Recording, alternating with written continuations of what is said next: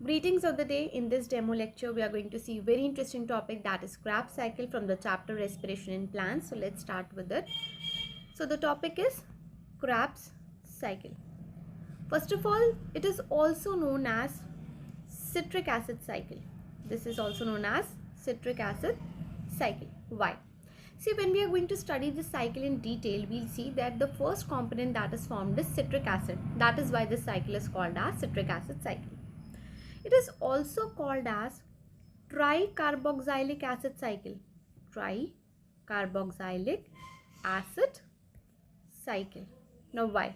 TCA cycle. Why? See, the citric acid which is formed is having 3 carboxylic acid group. 3 tricarboxylic acid group. That is why it is called as TCA or tricarboxylic acid cycle. Now, this cycle is part of aerobic respiration.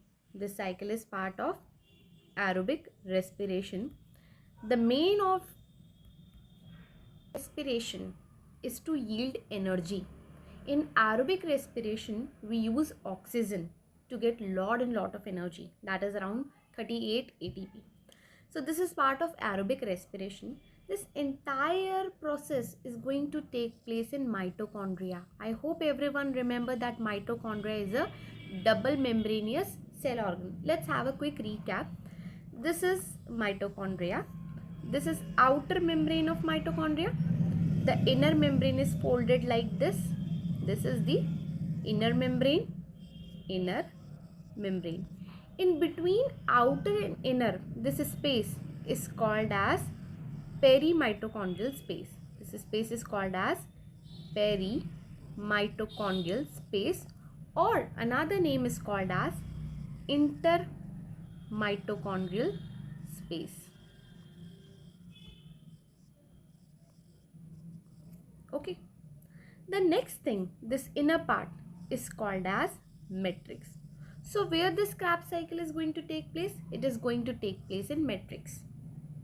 Okay, so now let's start with this cycle in detail.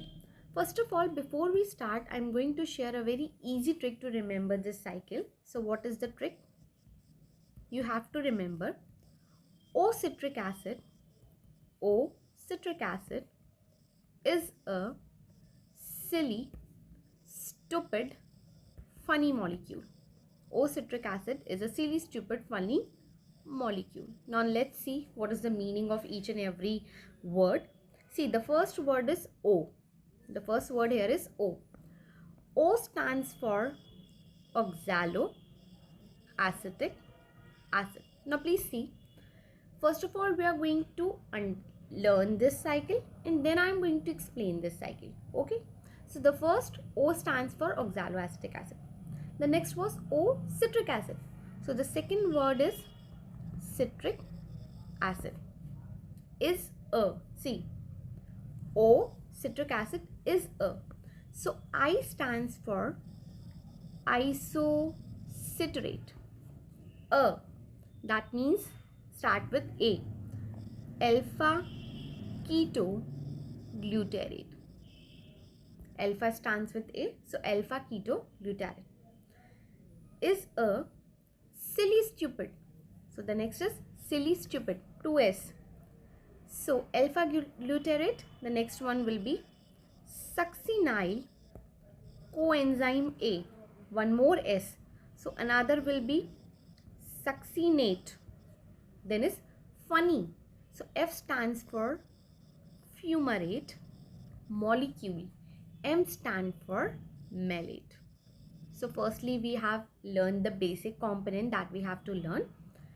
Now the next important thing that you all need to remember is how many carbon molecules are there. See, this oxaloacetic acid is having 4 carbon. Okay. Citric acid is going to have 6 carbon. This isocitrate is going to have 6 carbon. This alpha ketoglutarate is going to have 5 carbon.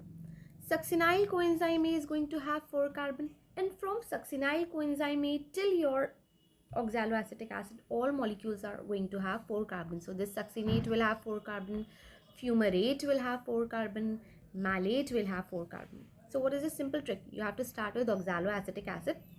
4, then 6, 6, 5, and then all till oxaloacetic will be 4. 4, 6, 6, 5, 4. 4, 6, 6, 5, 4. Okay. Now we'll start.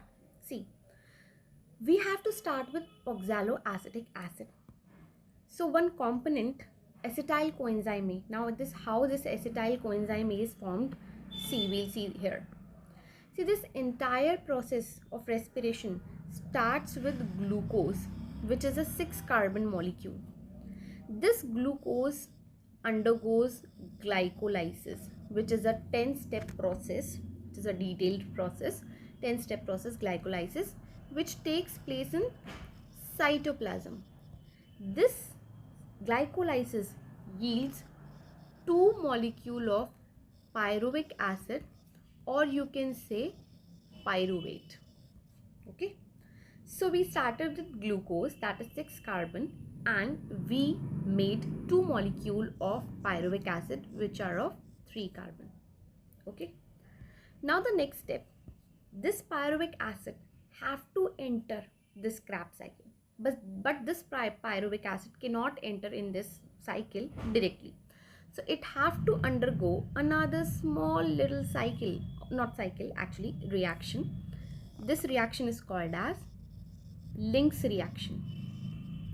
Why link reaction? Because this reaction is going to become a link between glycolysis and Krebs cycle. That's why the name is link reaction. In this reaction, we are going to get acetyl coenzyme A. Okay, and then this acetyl coenzyme A is going to enter your Krebs cycle. I hope we got how we got acetyl coenzyme A. Most important thing, this pyruvate is 3 carbon, but this acetyl coenzyme A is 2C. Now this is another topic which we have to deal in another lecture, but here we are going to see that pyruvate formed acetyl coenzyme A. This was 3 carbon, this is 2 carbon. Okay, so here we got the basic thing. So here we start with oxaloacetic acid. This oxaloacetic acid is going to combine with this acetyl coenzyme A, which is 2 carbon component, and we made in link reaction. Now see, 4 carbon, 2 carbon are going to give you 6 carbon. This entire reaction takes place in the presence of one enzyme that is called as citrate synthetase. This enzyme is called as citrate synthetase. Okay, we are done with this reaction. Meanwhile, this reaction takes place, one coenzyme A is removed. Okay, coming to the next step, that is citric acid is going to form isocitrate. The citric acid is going to form isocitrate. Now in this second reaction, there's just a little isomerization. What is basically isomerization? You can understand simply as makeover. I'm going to rearrange myself is isomerize. Okay, so citric acid is going to isomerize to form isocitrate. See, the number of molecules is same, 6 carbon, 6 carbon. So this is just isomerized in the presence of enzyme aconitase. In the presence of enzyme aconitase. Okay, so there is no big deal in this particular reaction. Coming to the next reaction, where isocitrate is going to form alpha-ketoglutarate. Here you need to understand each and every point very carefully. See, first of all, let me change the color. Yes. So isocitrate to alpha-ketoglutarate. Note this very carefully. You are having 6 carbon here, and here you are having 5 carbon. So you have to remove 1 carbon. Now this 1 carbon will be removed in the form of CO2. So just remove 1 CO2 molecule. Here you go. 6 carbon to 5 carbon, you have removed 1 CO2. Whenever you are going to remove 1 CO2, this reaction is called as decarboxylation. I am writing it down. Whenever we are going to remove CO2 removed, this is called as decarboxylation. See, the word itself mean, D means removal, carboxylation related to carbon. When you're going to remove carbon, it is decarboxylation. Now see, The next thing that you have to see, this is how we got 6C to 5C. The next thing is, this reaction is going to take place in the presence of enzyme dehydrogenase. Let me change the color. This is not a good color. Okay, yes. This entire reaction is going to take place in the presence of enzyme dehydrogenase enzyme. Okay. Now understand the meaning of this enzyme. D means removal. Hydrogenase, something related to hydrogen. That means you are going to remove hydrogen. Now there is someone who is waiting for this removal. There is one beggar named as NAD who is waiting for this reaction so that he can take this hydrogen. You just have to imagine a beggar NAD who is waiting for this reaction to take place. And when this reaction is going to take place, there will be a removal of hydrogen and this beggar is going to take this hydrogen.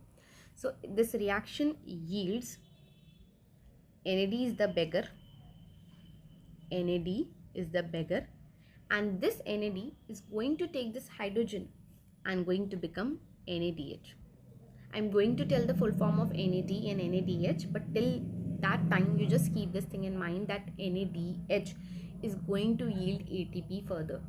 Okay, just keep this thing in your mind that NADH is going to yield ATP somewhere else, but let's stick to the topic. We got one NADH which is further going to yield ATP in another process called as electron transport chain. Are we clear with this reaction?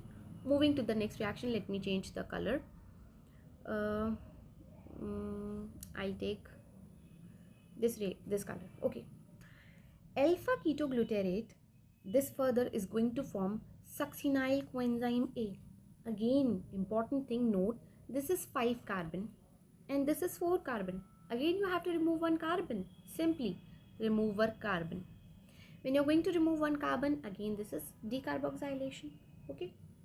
Now this this reaction is again catalyzed in the presence of enzyme dehydrogenase. If you want to learn the entire name of enzyme, you can learn this is alpha ketoglutarate dehydrogenase. In the above reaction, the enzyme was isocitrate dehydrogenase. Okay. So again dehydrogenase, D, removal, hydrogenase, removal of hydrogen. So again you're going to remove one hydrogen. So again there will be one beggar who is going to take this hydrogen. The beggar is again NAD. This universal beggar NAD is going to take this hydrogen and is going to become NADH. Easy step. Let's come to the next step. Succinyl. Okay, one more thing. You are going to make succinyl coenzyme A. We have no coenzyme A, so just add coenzyme A to this reaction to make succinyl coenzyme A. Clear? Coming to the next step, that is succinyl coenzyme A is going to form succinate.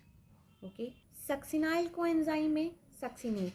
So here you are having any coenzyme A? No. So first remove coenzyme A. Okay, now most important thing that you have to remember is this reaction is going to make ATP. This reaction is going to make ATP. So here you are going to get one ATP, okay, from ADP. Most important thing that you need to learn is whenever in any reaction you get ATP directly, whenever in any reaction you get ATP directly, that reaction is called as substrate level phosphorylation. That step is called as substrate level phosphorylation, which simply means that you are getting ATP directly during that reaction. One more thing if you want to learn is that during this reaction you do not get ATP. Actually you get GTP. Which is further converted to ATP. And if you are going to learn it as you are getting ATP, there is no problem. Okay. So the next thing that you have to learn is you got succinate. Now the next step will be, let me change the color. Succinate is going to make fumarate. So this step will be catalyzed by enzyme succinate dehydrogenase. Succinate dehydrogenase. Here again dehydrogenase. That means you're going to remove one hydrogen. Again you need a beggar.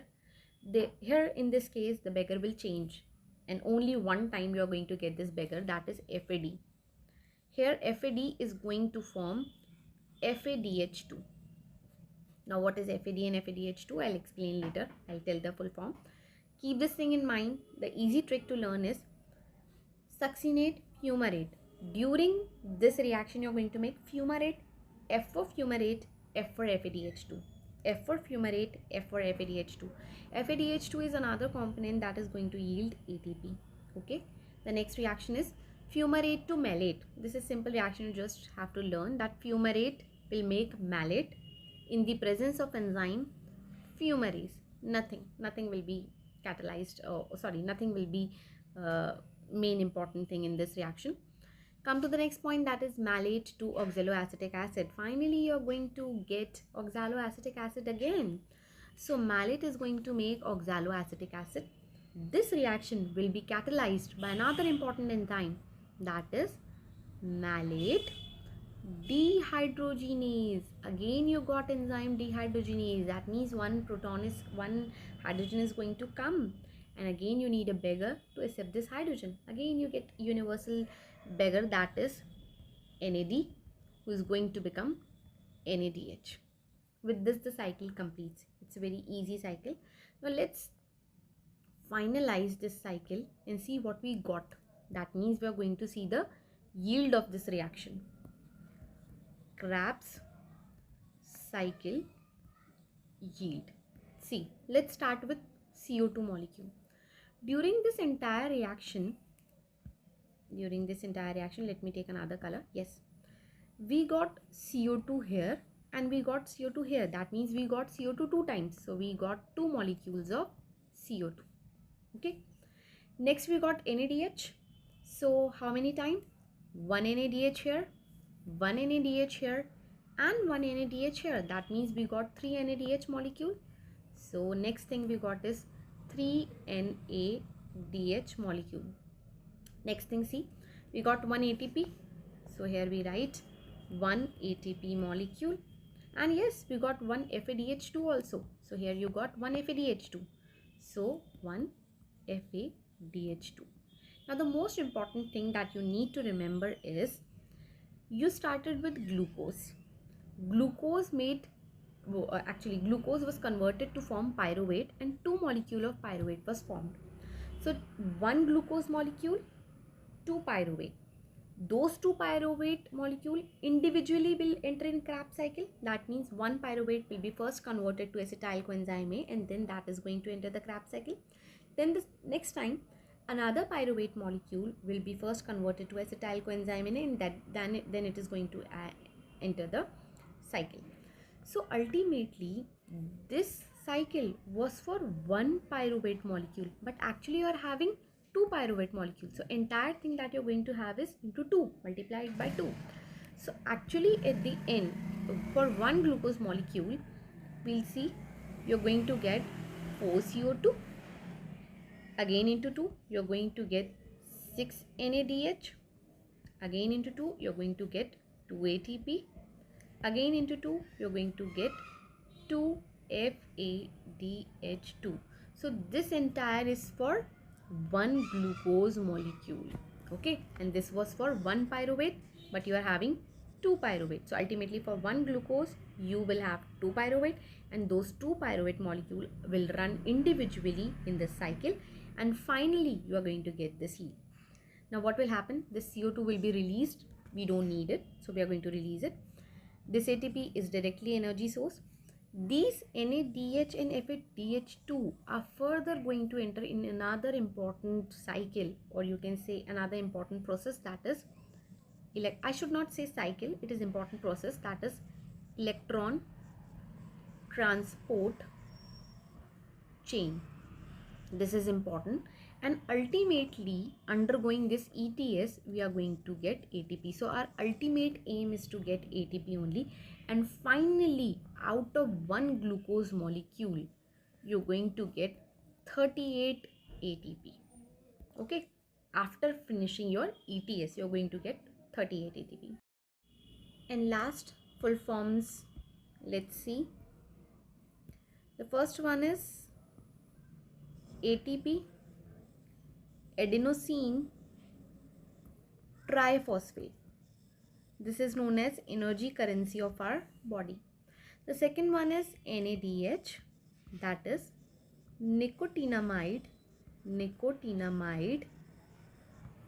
adenine dinucleotide hydrogen. Nicotinamide adenine dinucleotide hydrogen.